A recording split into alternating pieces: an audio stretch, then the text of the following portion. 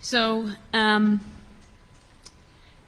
as Susan said, I'm here to give you a bit of an update on the administrative restructuring side of the IETF work.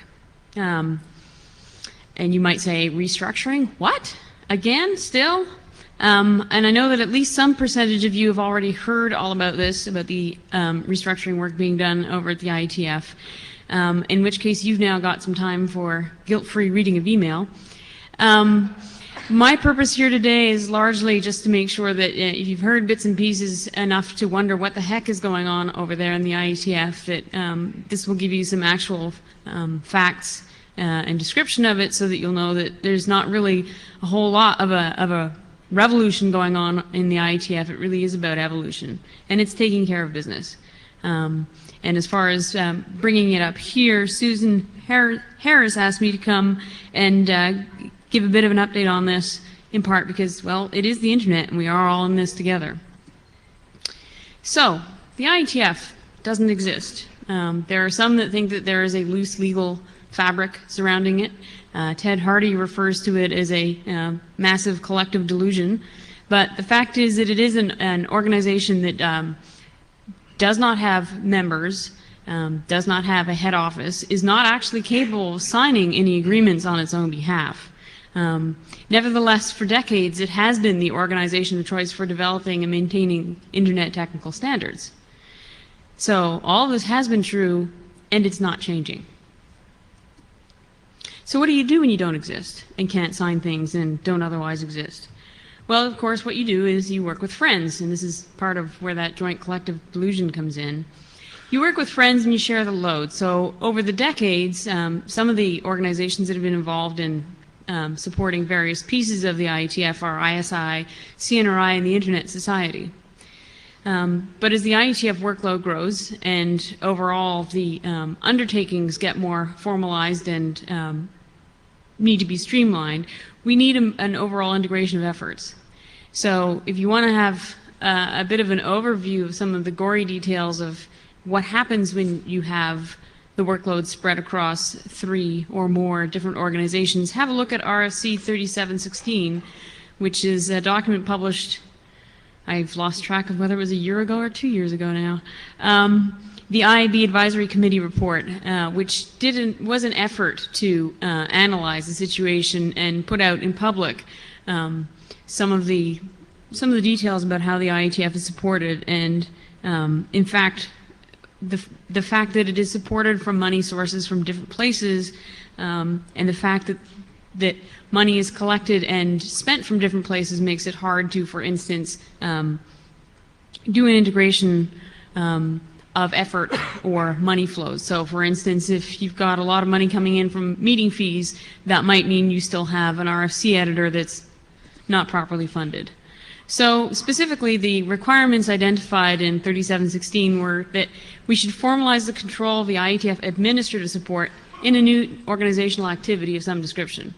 And the important elements of that was that that organizational activity should be accountable to the IETF leadership and community with clear lines of responsibility and accountability. That entity should manage financial resources, both revenue and expenses, and all the joys associated there too, and negotiate and administer any appropriate contracts. So that was the requirements phase, and there is actually a solution proposal on the table under active discussion, although I think we're pretty much close to the end of last call at this point. You can have a look at draft IETF IASA BCP. I think it's in 06 now. It's 05 or 06 now. So the proposal is to create a new activity to anchor the administrative functions of the IETF work, and that is the IETF Administrative Support Activity, IASA. So the IASA will have an oversight committee, literally to provide the function of overseeing and not doing the administrative activities. That's the IAOC. This IASA thing really is strictly focused on the integration and administration side of things. It is not replacing the existing organizations that we work with closely, the RFC editor, the secretariat, or the parameter registration functions carried out by IANA. The goal is that we will now have an anchor to for the contracts and other agreements with those organizations. Important to note that this is all of what I'm talking about is formally separate from the IETF standards process, which remains unchanged. So the new activity will support it, and importantly, although the oversight powers of the Oversight Committee are over the IASA function itself, the administration, this is not creating a quote-unquote new top of the IETF tree. We don't know what the top of the IETF tree is, and we're not trying to define it now. All right, so this is all grand and wonderful, but where are we now? So recognizing that as we rolled over from 2004 into 2005, we were getting relatively close to the end of the process of defining what the structure would be and would have to get to the point of actually implementing it, we established a transition team to help define the actual relationships for 2005 and do the first critical step, which is finding the one employee that we envision the IASA will have, which is the IETF Administrative Director. In terms of requirements for moving forward, we need to get full BCP approval before we actually take any binding actions, for example, hiring the IAD. And we want to move as quickly as possible towards the actual structure being defined in the BCP. So going from where we are at the end of 2004 to where we want to be based on that proposal. And one of the real challenges in all of this is, well, there are a few real challenges. In order to maintain something that will be truly transparent and open, we're doing all of this in as open a process as we can possibly manage. We are, in essence, trying to work on the engine of the plane while it's in flight. And we certainly recognize that the important thing about the IETF at the end of the day really is the work that's getting done, the people who are coming to the meetings and participating on the mailing lists and actually getting standards reviewed, revised, and created. And we want to be sure that we don't perturb that even as we work on something that's pretty fundamentally important, namely the overall financial flows. So the rough timeline from where we are now to moving forward, first step is, of course, to finalize the BCP. We are in the process, as I said, of community discussion and last call. We will hopefully manage to approve the BCP in early February, which requires closure on the community discussion and ISG approval as any document within the IETF. It also requires ISOC Board of Trustees approval for two reasons. One, because this is a BCP and part of the IETF standards process is that the ISOC Board actually does approve BCP documents. The other is because the actual proposal for this activity is that it will be housed within the Internet Society itself. What I haven't outlined in this presentation this morning is the degree and extent to which the IETF and ISOC have a long-standing history. There's just not enough time to go into all the depth and breadth of this. But if you read the backing document, RFC 3716, and have a look at the IASA proposal, you'll understand that this is a logical step forward in our relationship with ISOC. So we hope to get approval of the BCP in early February. We look to seat the initial IOC then in March so that we can start final contract negotiations for 2005 and get approval hopefully in the April timeframe. This is a fairly optimistic timeline, but it's as easy to be optimistic as pessimistic and generally more pleasant. And overall our hope is that contracts or other agreements will be in place in the middle of this year.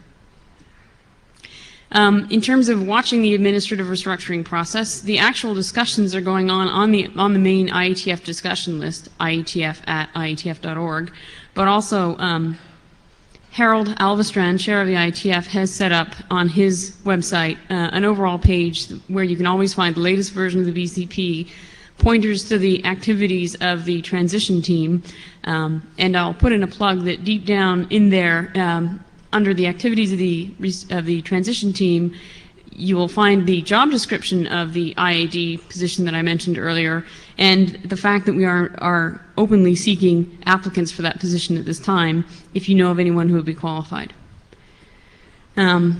there we go. There's the acronym soup all on one page. I'll leave you with that thought and ask if there are any questions.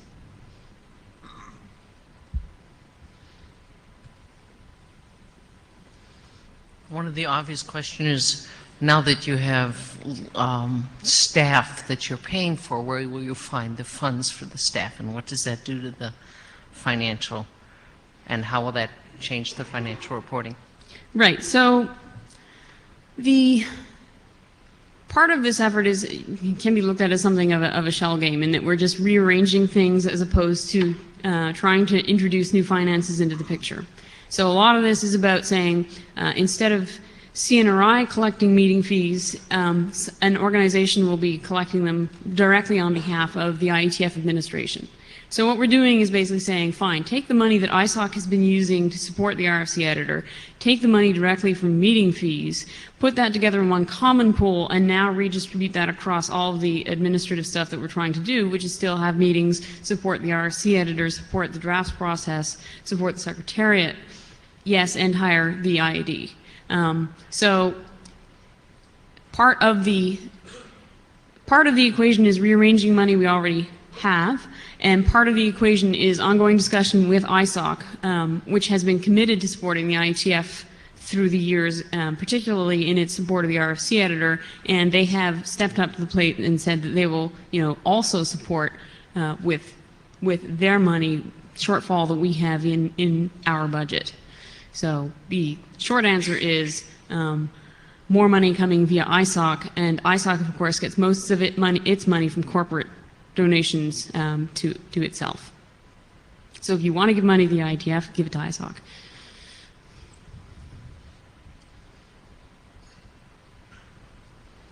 Okay, thanks.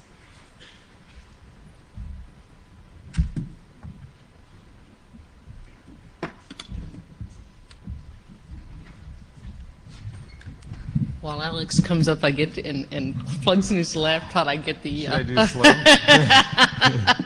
I get to harangue him as he often does while he's leading the meeting. Thank you, Susan, for this turnabout. So Alex is my routing AD who picks on me as a BGP co-chair to send in documents. So I know this will be an interesting update, and I'll be glad to be able to ask questions at the end. You will. Hi guys, I'm Alex, and I'm not going to talk about money, not explicitly anyways. What I'm going to do is I'm going to give a brief update about what's happening in the routing area, specifically in 2004, primarily about what's been approved as far as standardization is concerned, as well as highlight some areas where new work has started and where feedback explicitly from the service provider community is needed. So some statistics. So we currently the routing area currently consists of 15 working groups, and since 2002 we concluded 4 working groups. This is when Bill and I started looking at the area and kind of brushing it and looking, hey, look, there's this RIP working group, which isn't a group because there is no one there, and which isn't working either. So we decided to close it. And we also created 4 new working groups, as you can see. Documents, it's kind of interesting. The throughput is, I think indeed it's increasing. Like in last year, we approved 20 RFCs, and 9 of them are standard strike. I'll let you do the math. I actually specifically omitted the informational RFCs, so you can calculate that. Just a little mind exercise. From recently approved stuff, hallelujah, we have the BGP spec update. I think the announcement, yes, throw your hands up.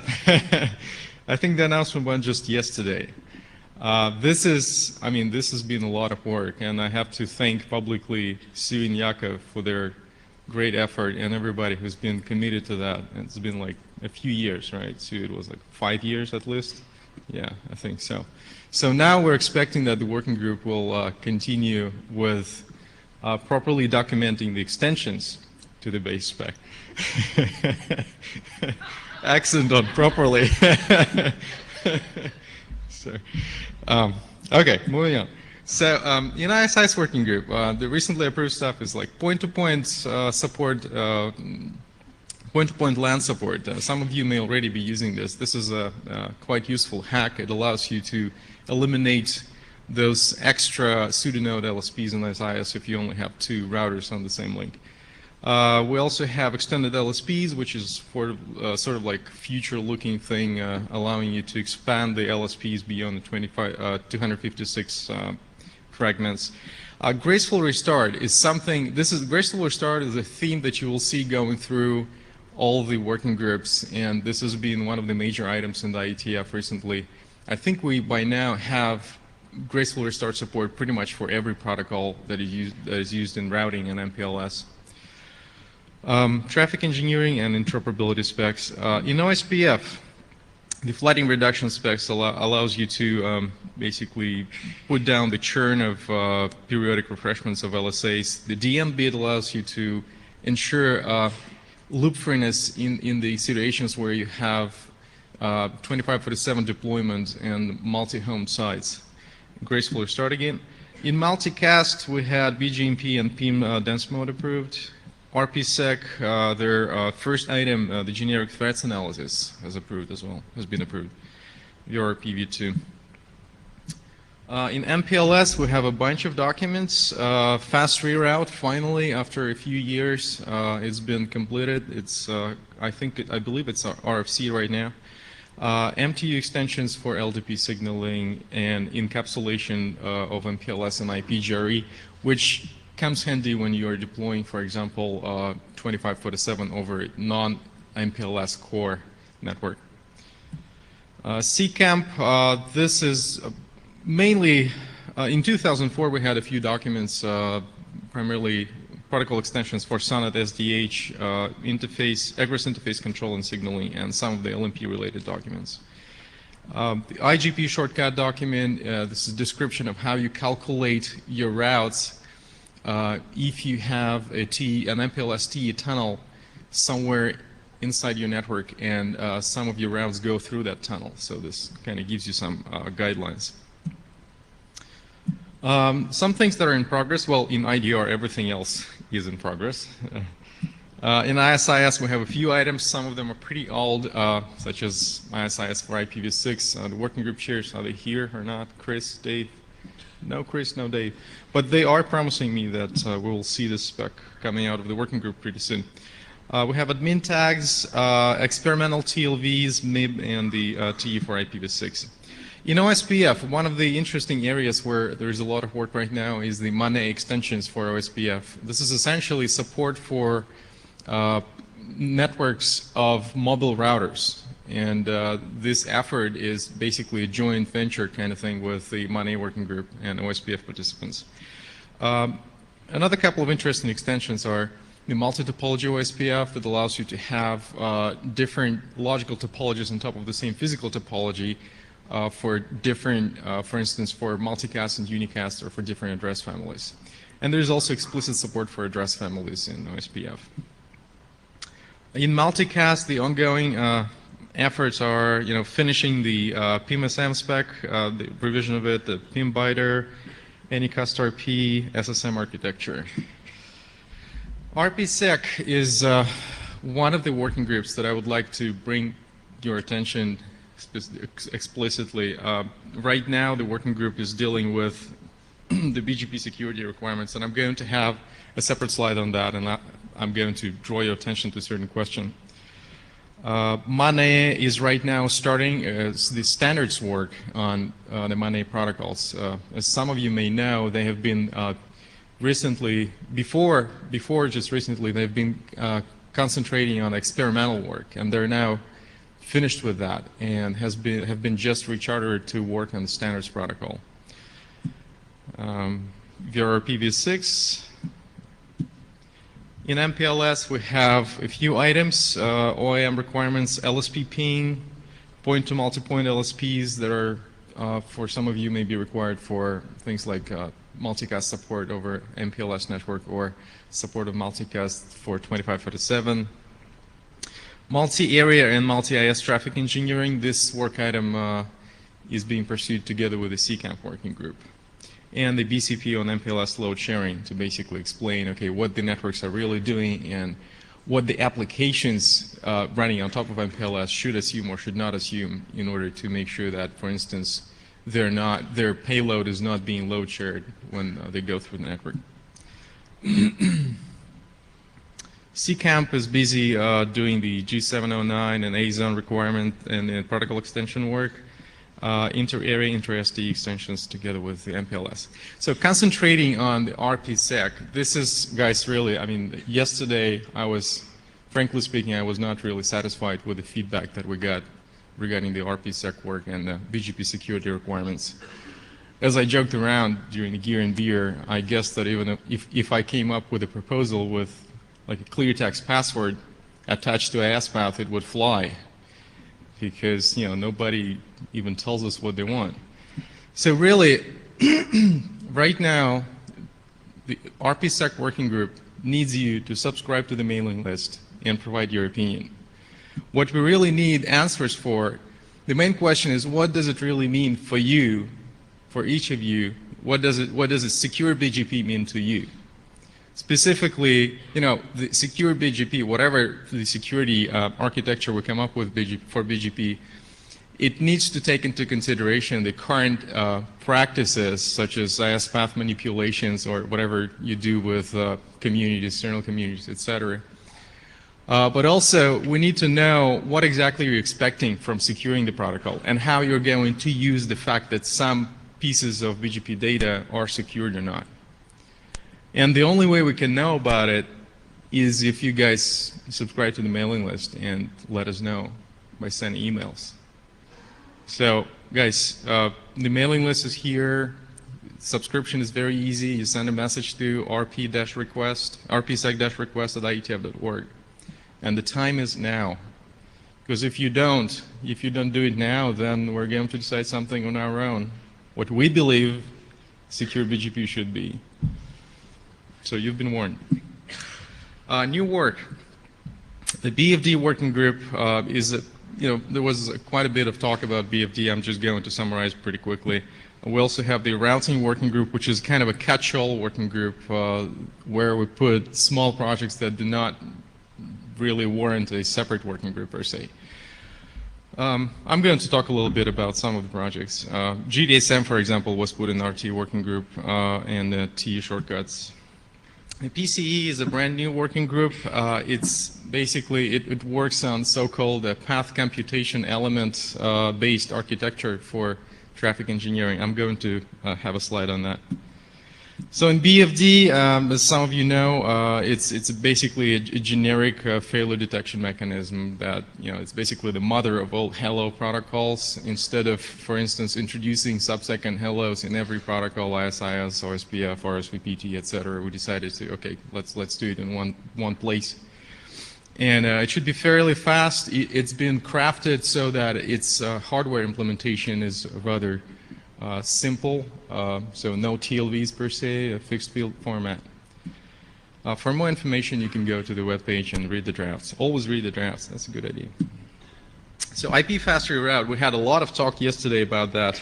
Basically, to summarize, we have we pre-calculate safe backup next hops, and at the time of failure, we switch to them. We have the something that I don't know if was highlighted enough or not.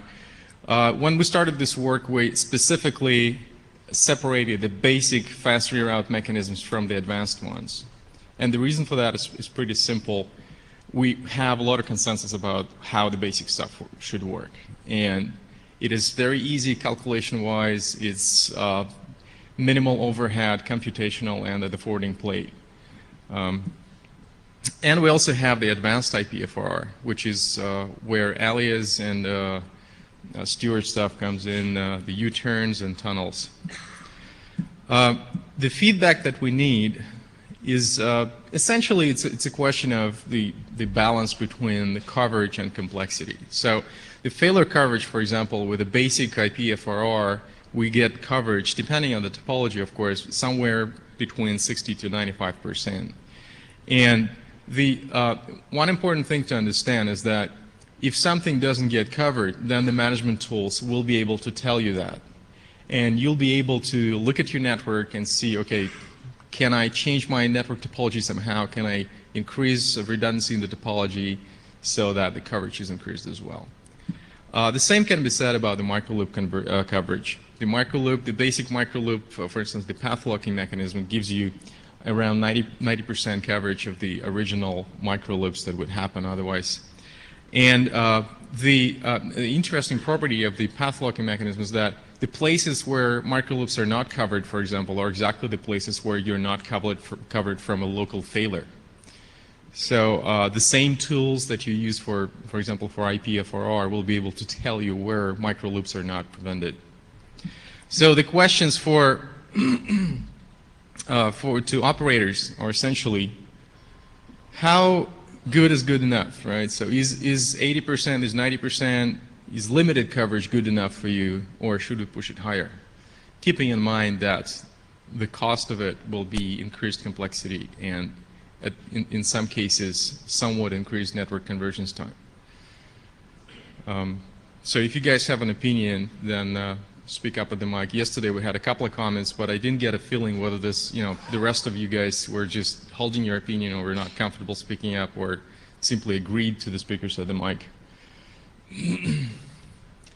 If you're not comfortable speaking up right now, feel free to subscribe to this mailing list, RTGWG. And the last piece is the PCE working group. So it's all about an element in the network that knows more than you do, and you being the head on LSR who's trying to compute the MPLS traffic or GMPLS traffic engineering LSP. So if you are, for example, establishing a multi-region, like multi-area LSP or an LSP crossing multiple domains, then you will not be able to calculate that LSP end-to-end because you don't have visibility to the complete topology of the network. So the PCEs are the elements that are known to you and have more visibility to those parts of the topology not visible to you. So you ask them, basically, please calculate the segment of the LSP based on these constraints. And then when you receive the reply, you start signaling those. So we decided that we should explore this, and right now we have the framework document available, and just recently, a few days ago, a design team has been formed to work on the actual protocol to select between different approaches, proposals, and see where we should go. Okay, as far as the grand plans are concerned, we plan to complete the PIM and SM work finally. It's been going on for years, and we need to finish that up. We need to start a working group on securing interdomain routing. That needs to be done after we're finished with the RPSec work on BGP security requirements, which is again where we need your help, because this work needs to happen. And we need to close IDMR finally. Anyways, that's it. Thank you guys. If you have any questions, please. Okay, time for you to tell funny stories about me.